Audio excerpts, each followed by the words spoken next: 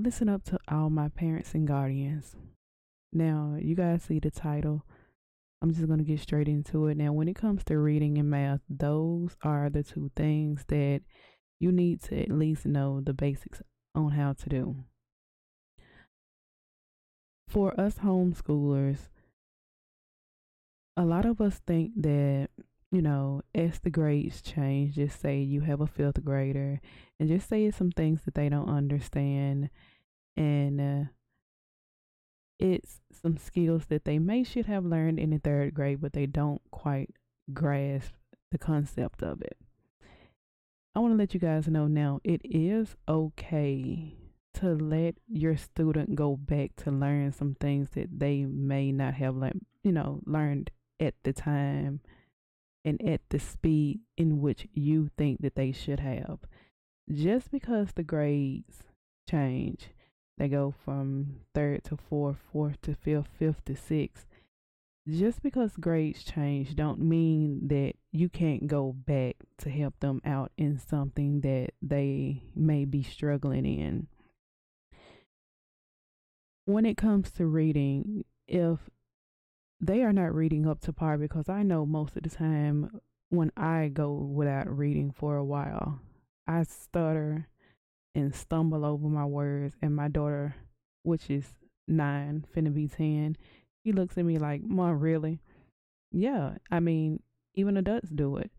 If your child is struggling for whatever reason and is reading, sit them down for at least, and this should happen anyway, sit them down for at least, I would say 20 to 30 minutes a day starting off for the first month, and let them read something simple. You read along with them. So they read a page, you read a page, or they read a paragraph and you read a paragraph.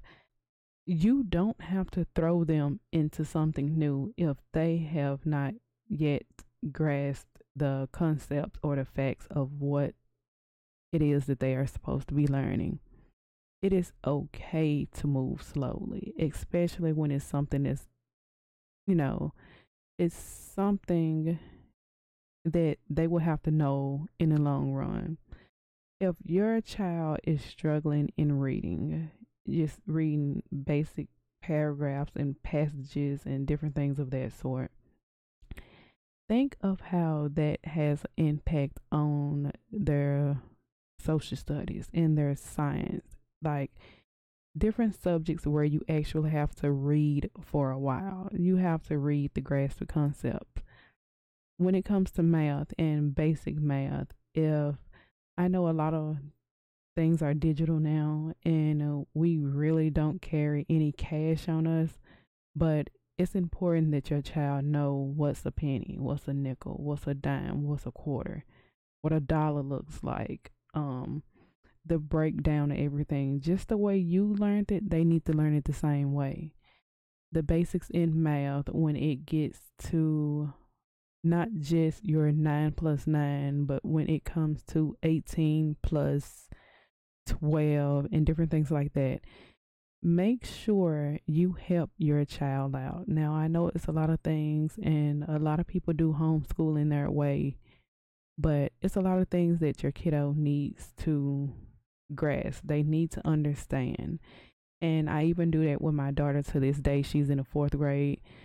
I even do that with her if I feel like it's something that she may be forgetting or not quite understanding because we haven't went over it in a while.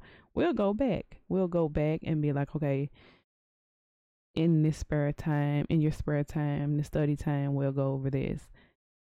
It's okay to go back if your kiddos, don't understand something. Let them know that it's okay if they are going back on a certain subject because it's something that they don't understand. Let them know that it's okay with you if they tell you that they are not understanding something. I don't understand where it's so many of our kiddos that's failing in reading and math, and those are some of the things that they should be catching on to kind of quickly. If you feel like it's a problem where they are, they have the digital, they have the iPads or the tablets or the phones in their face all the time, pull some of those things away, or find apps where they can learn from those apps. You want your child to be productive in life once they become adults. You want them to be able to stand on their own 2 feet. You teach them you teach them best. Let me put it like that. You are their teacher. A lot of times when kids go to brick and mortar schools, I know a lot of times parents fall off because they feel like the teachers should teach their child everything. Well, you have to think about when your child is at home and they're being homeschooled, you are the teacher. You are the teacher, you are the parent. And so you have to just understand their flow, see what they like doing, if they like being on their little electronic devices all the time. Find things for them to do on there. Try to make things a little bit easier, and try to throw in handwriting also, because I know a while back they took in cursive writing out of schools. So when it comes to signature and signing things, yeah, just keep that on your mind. We'll talk about that next time. But reading and math, and where I see the statistics where our kiddos are lacking in those places, sit your child down or sit your student down, talk to them and see where they at. And if they're not that comfortable with reading and different things like that, you read along with them. If they're not comfortable with doing math, you do math right along with them. You let them know you're not the only one that's in this place. It takes a while to get past and get comfortable at doing things. It's okay to be uncomfortable doing things. It's okay not to grasp the understanding of certain things. But, we'll get through it together. I'll see you guys on the next podcast.